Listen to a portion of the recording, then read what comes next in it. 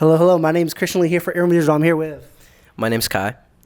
Kai. How you doing today? You can call me, I go by Saint Kid, but you can call me whatever. Yeah, I mean, people know you're saying. How are you doing? I'm doing great now that I've been, chilling, talking with you. How about you? Terrible, so I'm so Yeah, sorry to hear that. It's not your fault. Well, no, it's not your fault. I made a wish last night, and I was like, I hope you guys a horrible time getting here. You prayed on my downfall. Dude, well, thank you for driving all the way from San Diego. No, I appreciate you and your manager just reaching out, and I'm glad we set this up because we were actually supposed to do this a few months ago, but then your last place got broken into. Well, what a crazy story, but also that was a long tangent. Let's I know. We're going up. I'm wondering. I'm like, this uncut is gonna be 60. It's gonna be like 60 minutes, but it's gonna be you're gonna be the new. Is that David Letterman? I don't know. Who did 60? I don't know. No, it's like what is it? 60 minutes? I can't remember, but I know what you're talking about though. We're making the new one right now. Mm-hmm. But let's talk about your music because you are a musician, and you dropped the song last week, and you just dropped the visualizer a few days ago for "Love Me Still." Yeah, Love Me Still. I just put that out, and I don't know when this is gonna come out, but the EP comes out October 25th, and it's called Love Letters. Mm-hmm. Love Letters, and hey, we have some inside sources. Someone sent us the EP. It is definitely a few songs long, and then you still have a lot coming out. But you did say that your mom helped you with Love Me Still. Like she did art. I think you said she did some vocals too, or. Yeah, it was a team effort for sure. It was, I went back home to work on the cover with my mom because I knew that I wanted her to paint the cover, and I knew that I wanted it to be like oil paint on canvas. And what I did, so my friend Casper, who I grew up with, just running around Ithaca and shooting videos and photos, and he's just been such a inspirational, he's just an artist, those people that are just artists at their core. And I'd be in ninth or 10th grade, and I would just hit him up because I had a bunch of friends. When I was in high school, I never really had friends that were like my age. I had I had a core group of people that were in my grade, but generally I didn't really feel like I fit into a group of people. Yeah. And so I found my community elsewhere, in other places that weren't high school. And he was one of those people that I just kind of met because I was going to a lot of live shows, and a lot of my friends were doing shows around town, and he would just be kind of around. He was just in that circle. And we started working years ago, and I knew that for this project, I just really wanted him and I just to go to places that were meaningful to me in Ithaca. Yeah. And I wanted to put those pictures onto a canvas. And so I took them to this print shop, and I had them print these pictures that I liked. I took out I think originally it was probably 6 or 7 that we just wanted to mess around with. And we took them to this print shop, got them printed on canvas, and then I took it to my mom, and I basically had these pictures of me that I wanted her to just make a mixed media, a collage or a painting, or I didn't say any of that really initially. I just said, hey, I really love your art. And she's just gotten into encaustic painting, which has been something that she's been really into lately, which is beautiful. The only reason I didn't want to do encaustic was because I thought that it would be too thick at the end of the day. There probably would have been a way to do it, but I also just love the look of oil paint. And yeah, I'm super thankful for her and Casper for helping me out with that. And it's been also nice to bring them into that aspect of it too, because this whole project is just mixed and mastered and written and produced by me, right where you're sitting. And so it's also just cathartic in a way to do this interview here. And I think what I like about your music, and I think maybe just your style in general, because we're doing it in your home. Right now we're doing it literally right where you make music, is I think even on your last project, whatever songs or even the aesthetics you do, it always feels kind of personal, very homey. It just feels like we're just it's kind of like we're there with you, Because I remember, I think maybe it was for your last project. It was, you did some teasers. I think it was just you and Rowan, you guys were at a coffee or a donut shop, and it just sounded like you guys were just working together, Yeah. Shout out Rupar. Shout out. That's my favorite. That's my favorite Thai restaurant in LA.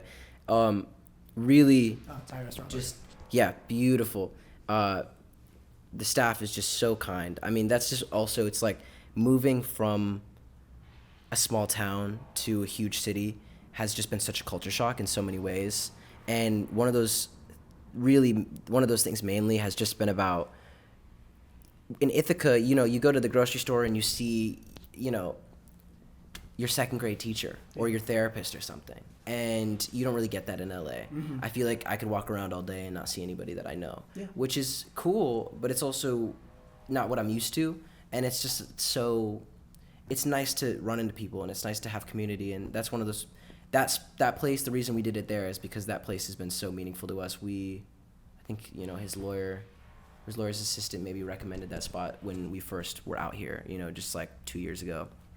And we've just been going over ever since. And now when we walk in, they're like, hey, you know, they smile and they're like super sweet. And it's just been like one of those places, like, I don't know, it's like the diner that we kind of return to, you know? And yeah, I mean, it's really, I'm glad that you say that about, you know, you feeling like you're here with me and seeing it, you know, for the first time with me, because you are. And that's exactly what I want. You know, I want people to feel like they have a community here. And I want people to feel like they, you know, I love getting, you know, when I go on like live or something, you know, which is not as often as I'd like to, but whenever I'm making stuff here, whenever I'm like actually going to be in one place for like, you know, a set period of time, I'm like, oh, I'd love to just like, because I just love talking to people, and I love, I could tell, getting those like, you don't shut the fuck up. I love, well, I don't, you know, you should see them. They're like, they're tangents. They're 2-hour tangents about nothing. But I get these comments that are like, I feel like I'm on FaceTime, you know? And that's like the sweetest thing. That's exactly what I want. I want people to feel like they can also just be themselves and be, you know, show up authentically as themselves, because it's such a scary thing, but it's like, you know, authenticity wins every time. And I just love feeling like I can provide that for people and provide that sense of like community, because we're all experiencing this. We're all here for the first time. We're all living this life together for the first time, and it's such a beautiful thing. It's such a scary thing that, you know, if there can be pockets here and there that make us feel a little less alone, then I'm glad that I can contribute. Mm-hmm. Oh, yes. Yeah. Oh, so I have this song. So true. Yeah, there's this song that I got coming out with the X Masters and my roommate, the Rowan Drake. Oh, dang, big three right there. Yeah, the big three. The big Ithaca, the Townie tour. Mm-hmm. Yeah, the Townies. It's literally the Townies. Dude, so yeah, that one's called Sticks and Stones, and that one was a really fun one to make, especially just also because we're all from the same place. Yeah. So I feel like we just speak in this language, you know, and I feel that way with anybody from Ithaca. I just feel like I'm just like, oh, you know my favorite swimming spot, you know where I go to get that fucking bagel, you know, and that's a really good feeling. And that's kind of what I was talking about too with the community, and just having people that get it. Yes, you see, I get it, you get it, everyone gets it. But you've been making music for a long time now, you know, basically since you were like a kid. And I just want to know, like, who are some artists or just like anyone that helped inspired like you to make music? That's such a good question. It varies, you know, it's ever changing. Outside of your parents, of course. Yeah, I mean, my parents, for one, honestly, have been a big key part. Honestly, just the musicians that I grew up around. I feel like as a kid, I grew up kind of just watching Scooby-Doo in the other room while my dad would have his band rehearsal, you know, like my mom would like, you know, be singing and writing songs on her guitar. And do you remember that show? Like, What's New Scooby-Doo, the theme song by Simple Plan? Yes. Yeah. Iconic. Banger. But I gotta be honest, I don't know if this is gonna be an unpopular opinion, but I'm so much more of a Mystery Incorporated guy. Really? Yeah. That was more of my, like, I think that was coming out as I was. So it's like, What's New Scooby-Doo is great. Like that, because iconic. You can't beat it. It's timeless. But I just love the animation style. Like, everything's so jagged and everything's so, like, I think it has a little more of an edge to it. Mm-hmm. And that's also just, like, what I grew up watching. That was what was coming out when I was a kid. So, yeah, it was just, to answer your question, I feel like I grew up Ithaca has such an incredible community of musicians, and they sometimes, you know, you talk to them and it's like they don't really care about anything but just their instrument and just like playing their instrument, and I just find that so inspirational. And growing up, being able to go, there's this festival that happens every year that is just kind of it's a collection of artists from the community or from other places that come in, and that's been honestly pretty inspirational, seeing, you know, my parents and their friends play music growing up. You know, at my house, always I'd come home from school and there'd be like a whole band there with a horn section, and like, you know, that was really, really cool. And it provided me this interesting kind of moment, because for so long I was hearing the music, and I think this happens with probably anybody, like you grow up listening to the songs that your parents play, and then there comes a point where you start looking for your own music. And I would say for me that was like, you know, really I really started finding a lot of stuff that just resonated with me in like 10th grade. Yeah. When the pandemic happened, I was in 10th grade, and that kind of was just an excuse to, you know, not do schoolwork at all and just work on music. And so I got Ableton and I started just playing the guitar all the time, and I found a lot of artists that really just were just so, that like, you know, when you find that song or find that album that just feels like, oh, like I feel like we were talking about speaking the same language as somebody. And I heard this song Skin by Dijon, and that set me. So beautiful. Such a beautiful song.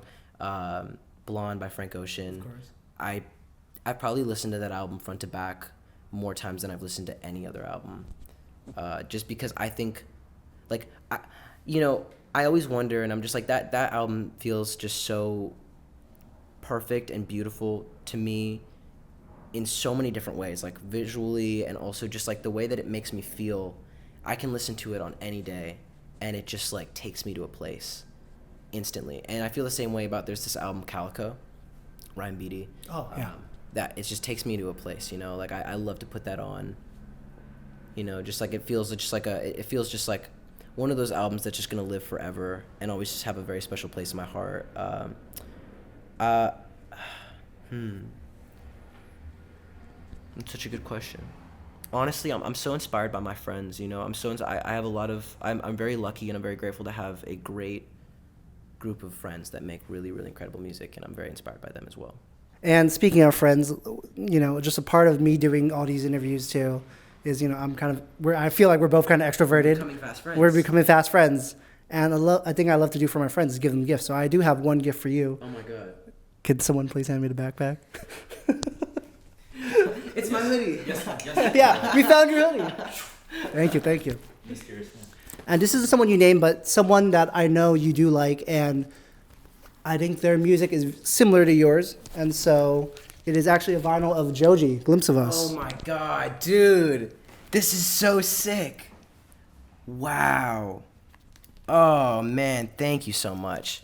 I love Joji. Yeah. Honestly, I don't know how I skipped that. I would listen to Ballads 1 just like over and over. That when I was in probably like 9th or 10th grade, I was like, it was like that and Brockhampton were just on repeat. And this song is a beautiful, beautiful song. Beautiful. Wow. Love the cover art. Thank you so much. Wow. Killer, man. I really appreciate it. Thank you. You're welcome. And now that we're officially friends, I do have some more questions for you. Yeah. All right. First one is because you did talk about your dad. And I think it's really interesting because he actually makes a lot of reggae music, right? Mm-hmm. Yeah. What, have you seen him in San Diego or something? No. I just found out about that. I'm like, that's wild. Yeah. Super cool. Honestly, my favorite album of his is not a reggae album. I would say it's like an acoustic singer-songwriter. I don't even know. I wouldn't call it folk, but it's called I-Town Revival. And that Beautiful album. And yeah, I'd be remiss if I also didn't mention my favorite song, my mom's. My mom's got this crazy song. The tag is Cupid, keep your arrows. Like, I don't want to fall in love again. And I just think that's just so beautiful and so vivid. And her voice is magical. Yeah. Honestly, power couple. You know, like growing up in Ithaca, you know, they separated when I was like 3 years old. But there was a period of time where they were collaborating, they were like, you know, working on music together. And when I was I don't know, when I was started walking for the first time, so I don't know how old you are when you start walking, but I was young. And there was, you know, a lot of kids have like a stuffed animal or I don't know, like a blanket, and I had a CD, and it was this purple CD that my mom and my dad both sang on. And I called it Lala. And there was a couple times where I fell and it cut me or scraped me, or it broke, and I would cry, and they would just have a fucking basement box of just hundreds of CDs because it was their band. So I just got another one. It was like the Tooth Fairy. That's cool. Okay, and then, you know, let's talk a little bit like your early childhood too and everything, or that's early on. And because, you know, your name is Kai. but also you also go by Saint Kid. And would you say that's kind of like an alter ego of some sort, right? That's a really good question. Also, can you tell me about that album too? Alter ego? I can't. What do you... Oh my God. What do you know? Dude, that's so interesting that you say that. Oh my God, that's such a blast from the past, dude. Throwback. I would say that I really did used to think about Saint Kid like it was an alter ego to myself. And I used to think that Saint Kid could do things that I couldn't. And I used to think that it was like the cool version of me that people liked. Because when I first started putting out music, I was like, nobody paid attention to me, like at all. Like I was like a theater kid, heavy theater kid. James and John Peach. Yeah. Oh, you just looked up my name, dude. Probably the worst pictures online, dude. Dude, nobody look up my name because you're gonna get the worst like pictures of me when I was like in 7th grade with a buzz cut. Dude, yeah, James and the Giant Peach. I forget what I even was. I feel like I was like the narrator or something. That's such a... Yeah. Dude, honestly, my favorite show that I was ever in was Rent. That's just such a beautiful... I'm not like... I wouldn't say that I casually put on like soundtracks to musicals per se. Like I don't put on like the West Side Story, like, you know, great songs, but Rent to me feels like it transcends being like a musical. Like that story is just beautiful. And I was Angel in Rent, and that was just the coolest experience. But yeah, as for the alter ego thing, I was like kind of a nerd. Like I was like totally like, and I still am to this day, but people were like, oh, like, you know, you wear scarves and like, you know, you wear suits to school every day. Like I would just show up with like a fucking blazer and like dress pants and like a button down, and I would just like look like I'm dressed for like, I don't know, like the courtroom or something. I don't know. Like I was trying to be like a lawyer or something, and people were just like, who the fuck is this kid? And I was like kind of short, and I was kind of just like, people were like, yeah, whatever. Like, and then I started putting out music, and everybody was like, whoa, like that song's cool. And like I like, you know, like groups of like people would come up at like, you know, end of the year parties for like 9th grade or something, and they'd be like, sing that song, sing Hell. And my friend and I that made it, like we would just be like, all right, fuck it, like, you know, and it felt cool. So I used to think Saint Kid was like this alter ego, like, oh, like nobody cares about me when I'm Clark Kent, but then I'm Superman, you know. And ever since I moved here, I've thought about it honestly so differently, and it's just kind of realizing that like that is within me. And also I want, like I was saying about the community, like I don't want to hide behind a name or a facade or a character. And that is such an important thing to me about this EP, is that it's so honest to me, and it's about how it's felt moving from Ithaca to LA, and just being like, you know, being 20 years old in a city that is just so vastly different than what I've been used to, and just trying to figure it out. And making friends and losing connections with people and growing and changing. And part of that has just been me accepting that, I am Kai Kinsella and I am also Saint Kid, and they're one and the same. But Alter Ego was an album that I put out. Yeah, like that was like my first. I can't really call this my first project. Yeah, I mean, I will. But I did put out that thing, and it was the kind of thing where like, it's funny. I listened to some of the songs off of that project just I think a week ago, and I was just like, wow, it's so nice because sometimes growth is so minimal that you never really notice it's happening. It's like getting taller or something. Mm-hmm. You don't notice it's happening, and then you can look back and then I was like, wow, my mixes and my writing has improved, and it was a good feeling. It was like, wow, I actually I deserve to feel good about this a little bit. All right, looking back I have one last thing to show you. Oh, reload. Give me a second. The Wi-Fi. No, we're good. Do you remember this song that you were in too? Hear how the world is a mess. Iconic. Vitamin L love. Yeah, iconic. Dude,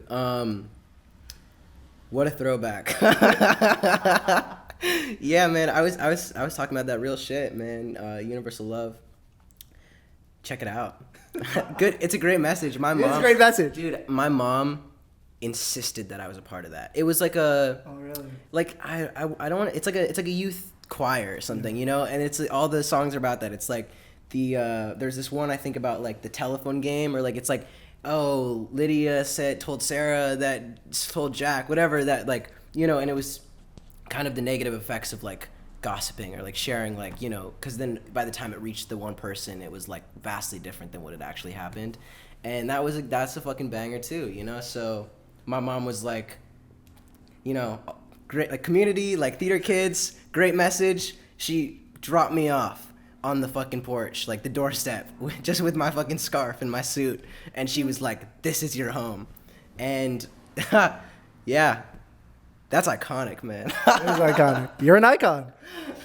Well, Kai, thanks, Saint Kid. Thank you for taking time to do the interview. It's been a lot of fun. Thank you so much, man. Thank you. But before we turn off the camera, though, because we are here to interview you, is there anything else you'd like to say? Maybe a message to your loving fans, or, just more about the project that you're putting out soon, your EP? Like, what else you got? Say anything you want. The options are limitless. I love it. It's like you took the pill. I haven't seen that show, but I've been seeing so many good things about it, dude. Watch the movie first. Okay. Yeah, I mean, it's really just, it's beautiful. It's been beautiful. It's been a beautiful process to be able to work on this EP in so many different places. I feel really grateful to be in a position where I can do this. And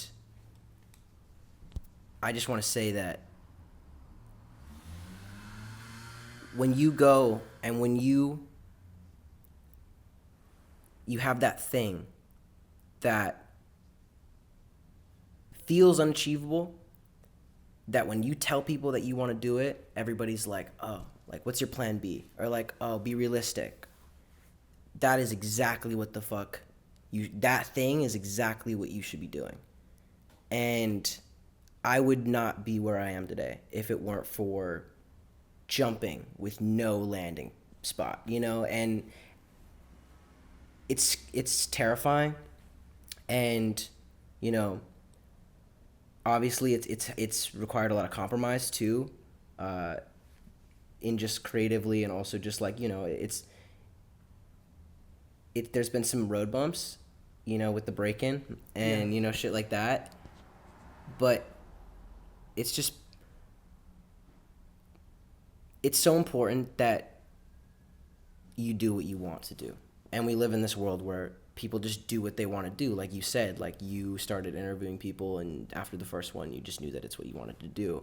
And so many kids have that moment that you're describing, and then they go to school, or their parents are like, no, like you're doing this, or they have their preconceived, ideas of what their life should look like. And it's just so important that you just do what you want to do. And I feel grateful that I've had a community and friends and like, you know, my roommate and my parents that have just been like, go ahead and do it. And, you know, obviously, like, it's they weren't always like, when I told them I wasn't going to college, like, it was definitely a conversation. But they also knew, you know, music and art and entertainment and this industry is like, you know, you can go to school for it, and there's a lot of brilliant, like, insanely talented musicians and business people and, like, you know, people on the business side of it that go to school for it. But, you know, the best practice I think that you can get at playing the piano or the guitar is to pick it up. And same thing goes for Ableton, same thing goes for all this stuff, you know. It's like I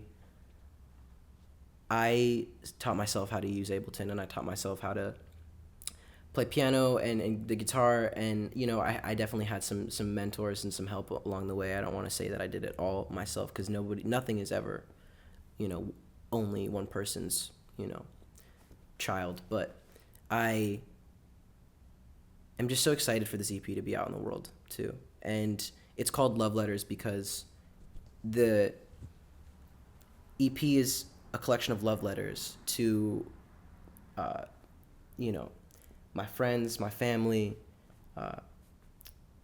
the place that I was, the place that I am today, the person I am today, the person that I was, and, you know, just the love that I have in my life. It's a love letter to just being who I am, and being okay with that, and knowing that I'm not where I want to be right now, and you know, this is just the first step, and I'm thrilled that you're here, and I'm just excited. Thank you for taking the time to talk about it, and I'm just so excited it'll be out October 25th, and I've got so much planned. There's so much going on in my head all the time that I am so excited to share.